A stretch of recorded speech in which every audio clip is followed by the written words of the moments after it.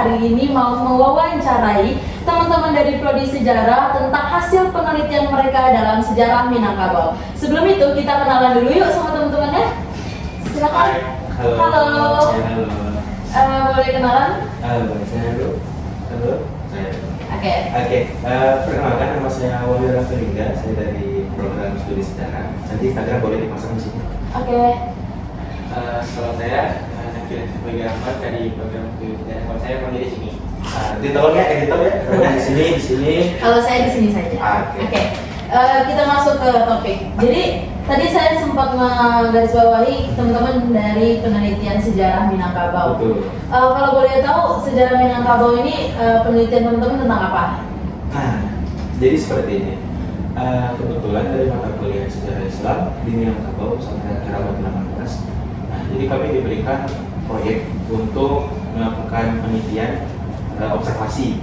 Oke. Nah, jadi tema yang diberikan kepada kami itu sejarah perkembangan dan penyebaran Islam di Minangkabau.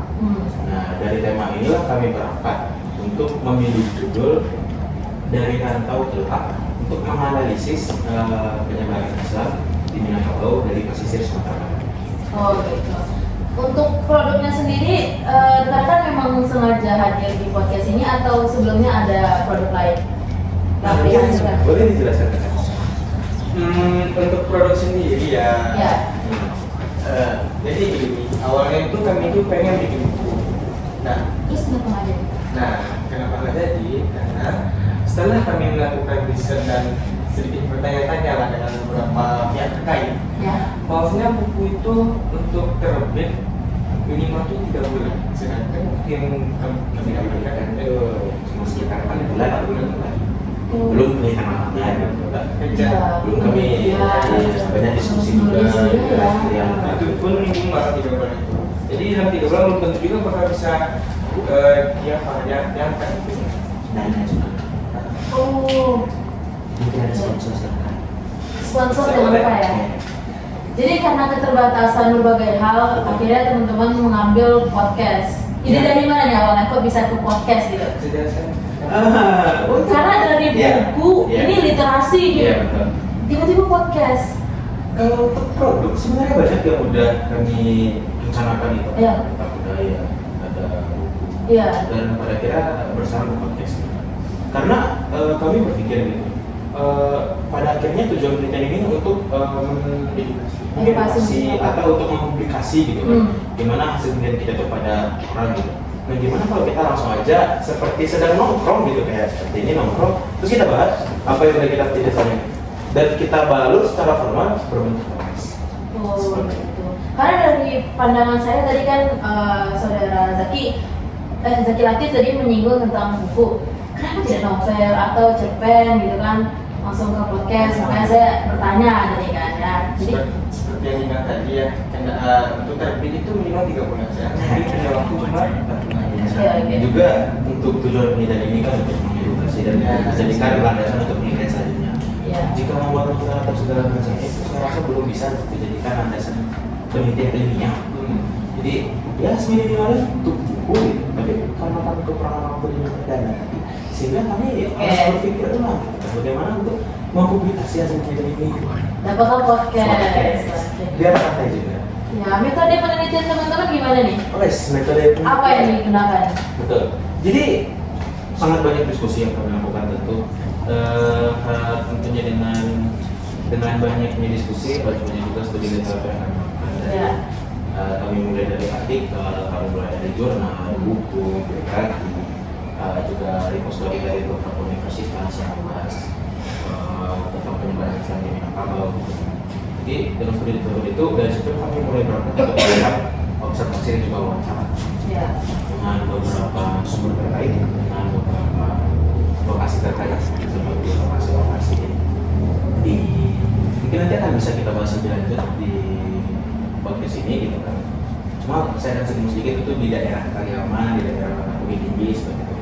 Nah, untuk metode ini juga kami sudah banyak melakukan diskusi. Nah, jadi alur itu seperti ini. Kami ada bertanya ke salah satu dosen mata kuliah yang hampir mirip sejarah Islam di Indonesia atau gitu kan. Jadi beliau, ibu dosen ini mengatakan bahwa Syekh Burhanuddin itu beliau berada dengan Naksabandia. Iya, Naksabandia. Dari situ kami langsung, ya awalnya kami percaya, tapi ya itu harus ada kritik sumber segala macam, bukan interpretasi pula. Sehingga dari informasi itulah kami coba berangkat untuk melihat di daerah sekitaran kampus, di dekat kampus, karena kami ya yang mana yang bisa dijadikan sumber dulu. Kami berangkat ke sekitaran Pau. Pada saat itu rekan saya ada melakukan wawancara ke daerah mana tuh kan? Di daerah Kalumbu. Di daerah Ranji Padang ya. Iya. Jadi dari wawancara itu pula dapat informasi di Masjid Pau. Ya, Di Masjid Pau itu di dekat Aceh Jaya. Oh, Yang ke dalam itu. berarti masih di bawah Unan ya? Itu di bawah Unan. Oke. Nggak jauh. Nah, jadi dari situlah kami dapat informasi. Juga kami dapat satu buku biografi tentang Syekh Burhanuddin. Ya. Bahwa sebenarnya beliau itu bukan berada Naksabandia, tapi Sasahaya. Syekh Burhanuddin. Iya. Siapa ya? Syekh Burhanuddin. Nah, jadi lukisan sekali ya. Untuk penelitian ini sendiri kami fokuskan kepada Syekh Burhanuddin sendiri. Di mana beliau ada ikon, dia adalah wajah gitu kan. Dia adalah orang utama yang menyebarkan agama Islam di Minangkabau. Kalau kita misalnya bertanya kepada masyarakat setempat di sekitar kota Padang aja ya. Ya. Siapa sih yang menyebarkan agama Islam di Minangkabau, di ranah Minang? Syekh Burhanuddin. Oh gitu. Siapa sih orang Islam yang membawa agama Islam dari daerah pesisir ke dalam segitu segala macam? Syekh Burhanuddin. Orang pertama yang akan disebut Syekh Burhanuddin. Berarti emang Islam ini sudah ada sejak Syekh Burhanuddin kecil berarti? Nah, kalau dari buku biografi yang saya baca juga, orang tua beliau, neneknya, ayah ibunya itu sudah Islam. Sudah dia pun Islam. Jadi memang dari kecil dia pun sudah mempelajari agama Islam. Berarti memang sudah aktif ya Islam. Berarti abad keberapa itu? Kalau melihat Sudah aktif berarti Islamnya, pergerakan Islam di Minangkabau itu? Kalau melihat lahirnya beliau dan beberapa sumber yang ada juga, dari abad ke-7 itu Islam sudah ada di Nusantara, mungkin ada di Minangkabau. Abad ke-7? Abad ke-7, jadi sekitar tahun 600-an. Berarti pergerakannya aktif atau pasif nih? Sedikit pasif. Beberapa sumber yang dibaca itu Islam ini berkembang di daerah sekitar Mesir. Oh, tidak masuk ke pedalaman berarti ya? Belum. Oh. Karena kan Islam ini sendiri properti. Waduh. Oke. Bisa lanjut aja dia. Oke. Nah, lanjut. Nah jadi Islam ini kan sebenarnya dibawa oleh ya. Oke. Nah, jadi sebenarnya kan Islam ini kan dibawa oleh para pedagang dari Arab, dari Persia. Oh iya. Mereka berdagang, menuju selat-selat segala macam sampailah ke pesisir Minangkabau. Atau yang mungkin kalau orang-orang sejarah atau orang-orang histori lebih kenal dengan nama Larus. Ya. Larus ini di kota Sumatera Utara ya? Iya, dekat situ. Dulu namanya masih Batu, sekarang baru sudah ada. Oh. Jadi sampai di sana, dari situlah awal mulanya kedatangan orang Arab dan Persia itu dengan tujuan untuk berdagang. Oh, hanya untuk berdagang. Berarti abad 7 ini berdagang, tapi tidak menutup kemungkinan adanya penyebaran agama Islam. Nah, dari beberapa sumber pernah saya baca juga itu dari kalau tidak salah Al-Masaudi itu penyebaran abad ke-9. Terus ada buku Buya Hamka tahun 97 judulnya Sejarah Umat Islam. Ada juga tulisan dari seorang Belanda Groeneveld tahun 1876. Nah, di situ mereka semua mengarahkan jawaban bahwa pada awalnya orang Arab dan orang Persia ini sudah datang, sudah tiba di pesisir Sumatera Barat, dan mereka hanya untuk berdagang. Belum ada semangat penyebaran Islam. Semangat penyebaran Islam itu dimulai sejak abad ke-14. Sejak abad ke-14 sampai abad ke-17. Ada juga buku Abdul Ma'ruf abad ke-20 kalau saya salah. Juga yang didukung dengan sumber-sumber tentang Syekh Burhanuddin lah, tentang jurnal, tentang dia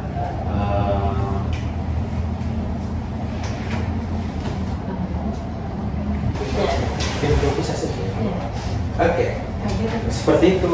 Jadi Untuk penyebaran Islam itu sebenarnya sudah ada sejak abad ke-7 sampai berlanjut ke abad 14 sampai ke 17. Di situ masifnya. Di mana yang kita tahu, yang kami tahu dari penelitian ini, benar-benar masifnya agama Islam itu dibawa ke Minangkabau sejak adanya si Burhanuddin ini sendiri. Jadi sebenarnya Syekh Burhanuddin ini siapa sih? Emang tinggal di pesisir itu atau gimana? Ini pakar. Oh, silakan. Itu pakar biografi. Sedikit saja tentang Syekh Burhanuddin ini. Jadi Syekh Burhanuddin ini seperti yang dibilang saudara kita tadi, dia itu bukan masyarakat pesisir malah. Loh, jadi kamu benar? Dia itu orang Payangan. Ya, Kok bisa katanya dari pesisir? Ya. Kok bisa muncul di pedalaman? Nah, jadi setelah berkembang Islam dari abad 7 itu sampai 14, berapa? 14 sampai 17. Sampai abad 17. Jadi itu Islam sudah mulai berkembang, tapi masuknya cuma satu. Oh iya. Ya, nggak masih berkembangnya. Selain itu juga pada zaman itu agama Hindu Buddha masih berkuat, ya, apalagi kerajaan Baruhiyang masih memeluk agama Hindu yang kuat. Nah, untuk biografi sendiri, Syekh Burhanuddin ini namanya itu awalnya bukanlah Burhanuddin, melainkan Pono. Bukan, Pono? itu nama kecilnya. Ya, nama kecilnya. Apa itu Pono? Pono. Diambil kalau saya tidak salah itu diambil dari kata Sampurno. Itu pernah. Ada pula nama kecilnya itu si Buyuang Panuah. Nah, itu nama kecilnya, nama diberikan gitu. Jadi Pono ini kan nama singkatan dari Sampurno juga. Pono artinya sempurna. Jadi itu kayak anak kecil yang udah mapan, aku kuat. Iya. Anak kecilnya. Jadi nama kecilnya Pono, terus untuk biografi masa kecil beliau tidak terlalu banyak dicatat seperti itu. Namun ada informasi, mengingat Syekh Burhanuddin itu kan dia belajar pada awalnya belajar di negeri Pareangan juga, sama gurunya. Namun karena gurunya juga merasa kurang ilmu, keterbatasan keterbatasan ilmu di sana, maka sang guru menyuruh atau memintakan atau mengamanahkan Syekh Burhanuddin bersama berapa? 3. Enggak, dari Payangan itu dia cuma 1 orang. Dia disuruh gurunya berguru ke tepatnya di Asikil ya. Orang Asikil, Tuan Madinah. Oh iya. Terus? Untuk seperti yang disinggung oleh rekan Wahyu tadi, untuk teman itu, jadi selama di perjalanan, Syekh Burhanuddin ini tidak hanya sendiri. Dia menemukan teman-teman juga untuk pergi ke Asikil itu. Kalau nggak salah saya itu sekitar 3 berempat dengan dia. Ini salah satu yang memperkuat bahwasanya Islam itu memang sudah ada di bumi Minangkabau itu sebelum abad 17 itu. Ada teman itu saya sedikit lupa, tapi saya ingat itu dia berasal dari Pasaman. Lalu ada dari Lintau juga kalau tidak salah, tapi satu lagi saya juga lupa dari mana. Boleh nanti di searching juga teman-teman. Jadi podcast ini juga sifatnya ilmu pengetahuan untuk terus dikembangkan. Kalau misalnya nanti kami ada salah ngomong atau segala macam atas bisa dikoreksi. Silakan dikoreksi. Kami terbuka untuk segala koreksi. Karena sifatnya ilmu pengetahuan itu sebagai koreksi. Jadi tadi beliau belajar ke Aceh, Asikil. Naik kendaraan apa tuh? Naik kereta apa? Naik kendaraan. Emang zaman itu sudah ada. Jadi jalan kaki. Jalan kaki. Dari berapa kali? Lama ya? Lama. Perjuangan beliau ya. Yang bikin hebatnya lagi, Syekh Burhanuddin itu katanya bicara. Karena masa kecil beliau, tahu lah anak kecil kan, sudah bergaul sama teman-temannya. Dia tuh pernah main pada daerah dataran tinggi, siapa namanya itu bahasa Minang. Saya sendiri orang Minang, jadi orang mana? Saya orang Medan. Orang Medan. Saya kuliah di sini tuh. Jadi saya belum tahu nama bukitnya itu bukit dataran tinggi apa. Mereka bermain di sana. Gak taunya ada harimau di sekitaran situ. Udah mau diterkam tuh dari belakang. Ada perlawanan sedikit. Ya akhirnya harimaunya kalah. Syekh Burhanuddin yang menang. Keren kan? Tapi ada satu luka abadi yang dia dapat Syekh Burhanuddin itu di paha kiri. Uratnya itu putus sehingga dia pincang jalan seumur hidup. Bayangkan dia pincang jalan seumur hidup bisa jalan dari Priangan ke Aceh. Kita yang Kita yang sehat-sehat aja ya Gen Z. Dari bawah bangunan ke atas gitu. Malas. Dari kelas gedung E ke Gedung D. ke fakultas itu sangat malas. Ya. Ya, seperti itu. Saya sendiri juga termasuk Iya. guys. Dari gedung E ke MNB. Ini benar-benar kayak panutan ya. Iya. Masya Allah. Terus udah belajar, udah pergi nih ke Asencil, ke Aceh. Terus apa yang beliau dapatkan di sana? Benar. Itu puncak dia mendapatkan pendidikan di sana. Bisa diceritakan? Singkir.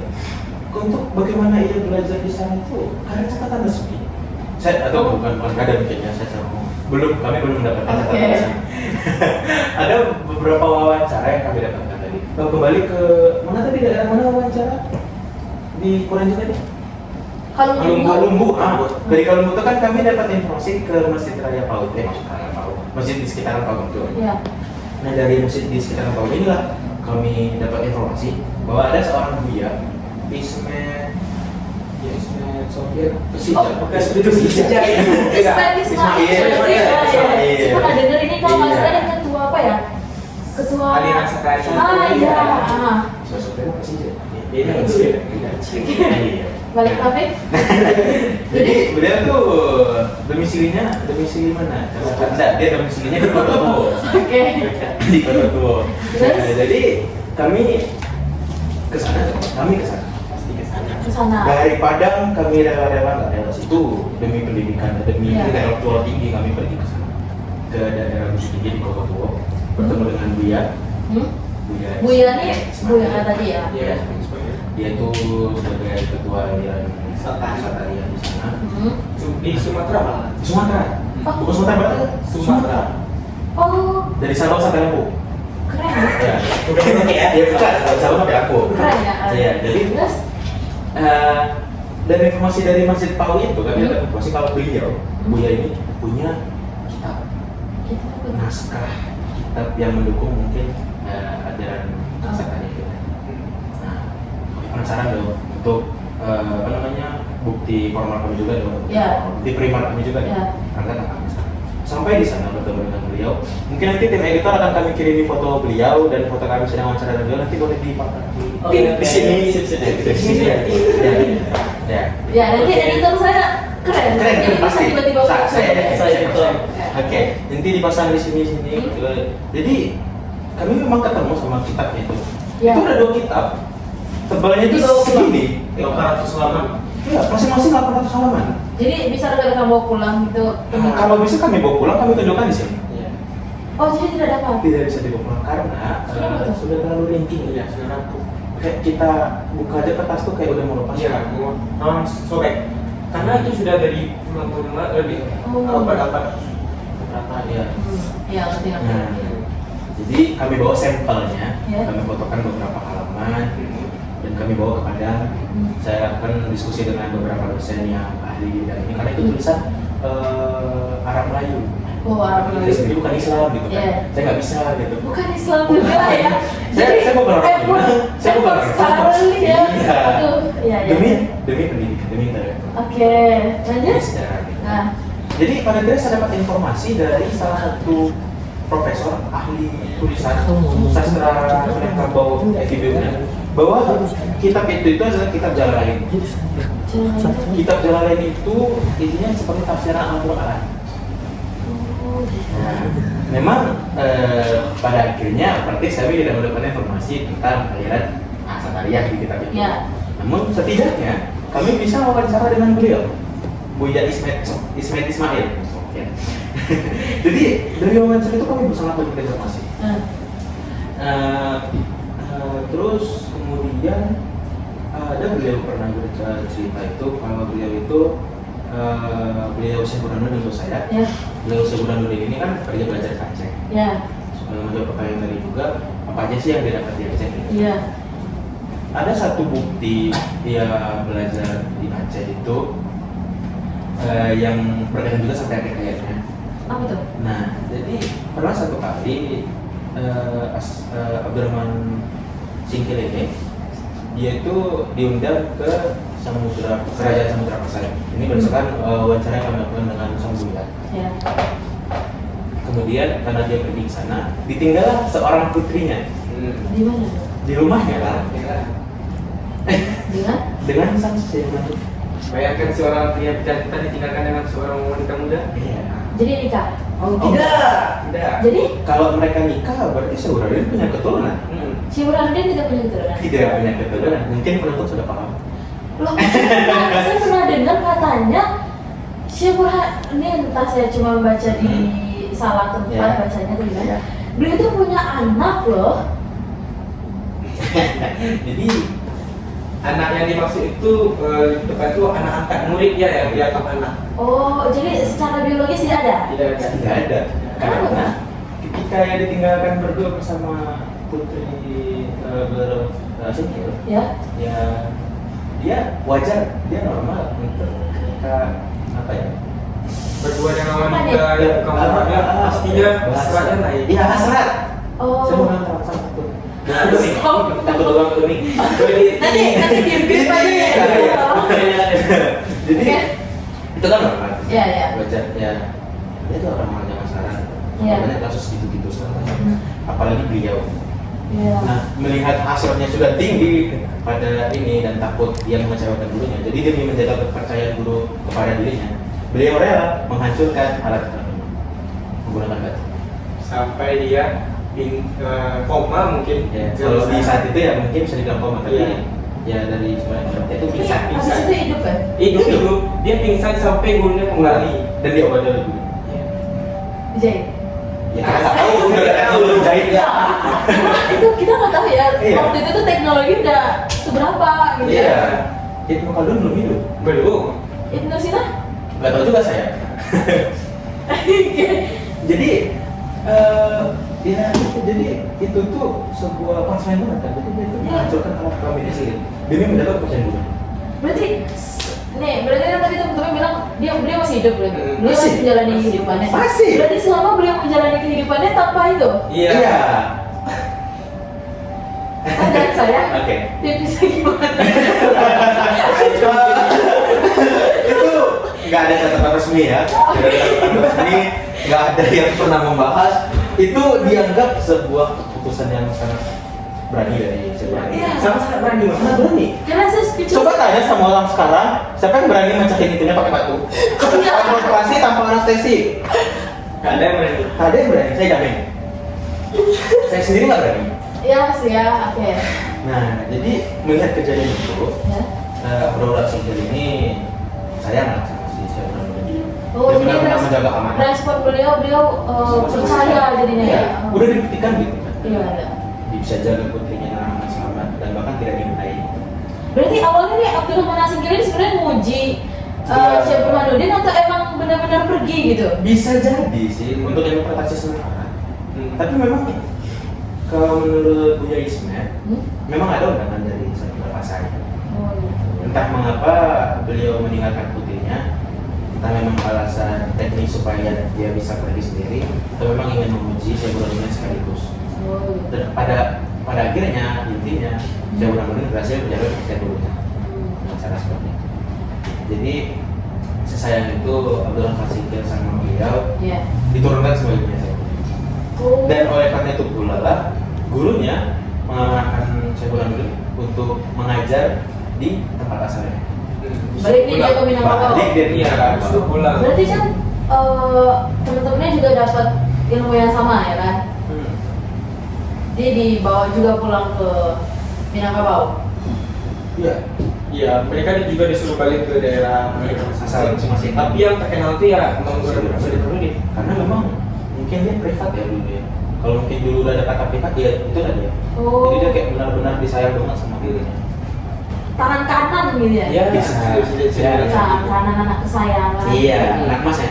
Iya, anak mas itu maksud saya. Jadi setelah pulang dari Aceh, Asingkir, beliau balik ke Minangkabau, berarti beliau balik ke Pariangan. Iya, Ya, awalnya ke Pariangan dulu. Jadi langsung menyebarkan di Pariangan atau gimana? Iya, jadinya di awal itu dia emang menyebarkan di Pariangan, tapi seperti yang kita tahu di zaman itu tuh kekuatan Hindu di kerajaan Pakuliung masih kuat. Oh iya, Pariangan kan Hindu Buddha ya? Iya, betul. Ah, terus Jadi gimana? dinamika penolakan agama Islam tuh sangat kuat. Nah jadi di saat itu Syekh Burhanuddin datanglah menemui raja pada masa itu. Jadi dia datang menemuinya, lalu dia bisa memberi garansi bahwasanya Islam ini adalah sebuah agama yang terhormat dan agama yang menjamin semua pengikut-pengikutnya untuk aman dan sejahtera sampai akhir hayat. Gitu.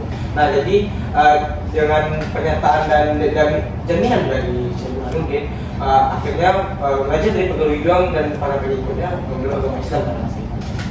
Tadi juga menjamin tidak akan ada bencana politik. Seperti itu. Tidak akan ada bencana politik bila tidak akan mengurusi ranah politik kerajaan Pegaruijuang. Hanya mengurus di bidang agama saja. Dan itu diterima oleh Raja Pagaruyung. Itu diterima. Bidang ini Tanpa sekarang adanya kayak perang atau apa itu kan? Untuk perang segala macam itu tidak ada. Dan kalau berbicara bagaimana beliau menyebarkan agama Islam di sekitaran situ sendiri, beliau itu dengan cara dakwah. Pada saat itu abad ke-14 sampai 17, teknik dakwah itu sangat efektif lah. Karena menggunakan pendekatan kehidupan masyarakat, nggak menyinggung budaya, ekonomi, politik. Jadi dia menggunakan dakwah Berarti jalurnya aman gitu ya? Betul. Gitu. Karena ya tujuannya untuk menyebarkan agama. Ya kalau barbar perang dong. Nah itu, saya pikir perang baru diterima gitu kan? Agak bisa banget gitu. Jadi setelah disebarkan ke Pariaman, mangkasannya itu apa ya? dia setelah berhasil menyebarkan agama Islam di daerah Pegaruijuang, dia tuh akhirnya pindah halaman menetap sampai akhir hayatnya di daerah Kulaan, Pariaman, lebih kepada di Tanjung Medan ya. Tanjung Harap, Tanjung Medan. Tanjung Harap kan Afrika. Beda. Beda, pas beragama ya. Berarti Pas gua Burhanuddin. jadi dia dari Pariaman pergi ke Pariaman, menetap di sana, lebih tepatnya diulangkan Pariaman Tanjung Medan. Iya. Beliau mendirikan pemukiman yang ramah agama berarti ya? Ada surau. Ya, surau dan juga pesantren. Iya. Berarti sempat mendirikan pesantren juga? Sempat. Sampai sekarang masih ada? Masih ada. Masih ya? Masih. Soalnya waktu itu saya pernah ke sana tapi saya nggak ke pesantren dan saya nggak tahu di mana. Jadi kalau mungkin rekan atau siapa saja pernah pergi ke daerah Masjid Raya Syekh Burhanuddin, itu di daerah Pariaman. Tidak jauh dari sana sekitar 1-2 km lagi itu daerah. Soalnya saya waktu itu pernah nih masuk ke yang Landry Masjid Syekh Burhanuddin. Jadi belakang itu cuma ada apa ya kayak bangunan, sisi kiri kanan di pagar. Nah dalam itu kuburan ternyata. Sempat masuk tapi tidak terlalu berkeliling, hanya melihat sedikit pulang. Karena saya merasa agak sedikit terganggu dengan kehadiran para pengemis gitu. Karena ternyata para pengemis di sana itu bukan cuma 1-2 gitu. Dan cara mengemisnya juga sedikit bikin saya risih, jadi saya langsung keluar gitu. Kalau menurut teman-teman sendiri gimana? Jadi kalau orang-orang sekitar situ, itu tuh mereka tuh orang tempat juga. Jadi ya kalau dari wawancara bersama penjaga kuburan, itu kuburan simbolis. Ya. Nah, kembali lagi ke di foto tadi, kami mendapatkan informasi dari Ibu Yati bahwasanya kuburan yang di belakang masjid itu bukanlah kuburan asli, kuburan simbolis. Yang asli mana? Jadi kenapa kok bisa ada kuburan simbolis gitu? Mungkin kita tanya ke belakang dari pendataan budaya Islam tadi. Sebenarnya yang di belakang masjid itu bukan kuburan simbolis, tapi kuburan simbolis itu di Loh itu apa? Kita tidak tahu ya. Karena nih gini ya, waktu itu kalau saya bisa gambarkan, ini kuburan gede satu, kiri kanannya ada gandengan nih, ada dua kuburan. Jadi dalam ruangan itu ada 3. Di luar ruangan itu lagi ada kuburan kecil-kecil itu tanpa nisan, saya lihat cuma batu tanpa nisan. Jadi kalau kata orangnya kalau dihitung itu nggak bisa dihitung karena jumlahnya bisa berbeda-beda terus. Dan dia bilang itu tuh kuburan Syekh Burhanuddin. Dari informasi yang kami dapat sama Bu Yai Ismail, Ya. di daerah Tanjung Medan lah Syekh Burhanuddin ini wafat. Nah, untuk wafat sendiri, Syekh Burhanuddin itu bukan wafat yang dimakamkan seperti itu. Iya. Loh, Jadi wafatnya gimana? ini juga cukup apa ya? Kami juga Beliau wafat karena sakit, karena apa? Ya, Atau karena tragedi? tidak, memang sudah saatnya. Iya. Iya, maksud Saatnya wafat. kan cara untuk menuju ajal kan banyak gitu Iya. maksud saya. Kalau dari informasi, ya beliau sakit. Sakit. Terus sakit di Tanjung Medan posisinya. Ketika beliau wafat, terus hilang. Yang dari informasi yang kami dapatkan, Hilang. Mayat hilang. Gak ada wujudnya, gak ada fisik. dari informasi yang kami dapatkan bersama Buya Ismail, katanya itu di Tanjung Medan itu dia tuh berselawat dari sana. Jadi di saat Para pengikutnya, Oh, para Ya. pengikutnya. pengikutnya ketika sudah ini gitu kan, ya bersolawat gitu kan, sampai di mana solawatnya itu habis dari Tanjung Medan sampai mana mereka Ya. bersolawat, mana habisnya disitulah dibuat makam. Dan di mana berhentinya itulah di daerah Masjid Raya. Syekh Burhanuddin. Nah, jadi pemilik lahan pada saat itu, itulah yang jadi penjaga makam sampai saat ini, keturunan. Nah, jadi makamnya itu tempat lahan siapa yang punya aja kan? Itu. Nah, kemudian ada di makam yang di mana namanya yang di Pariaman itu sendiri, itu kan ada kanan kirinya. Itu kalau saya tidak salah, itu salah satunya itu anak-anaknya. Salah satunya Oh, lagi. itu yang anak-anak. Ya, Oh. salah satunya lagi saya lupa. itu tuh kalau tidak salah temannya. Nah, Oh, sahabat. Iya. Oh. jadi kematian meninggalnya Syekh Burhanuddin sendiri ini cukup dekat dengan kejadian Moksa. Kayak Moksa ini sendiri mungkin boleh. Kalau bentar sebelumnya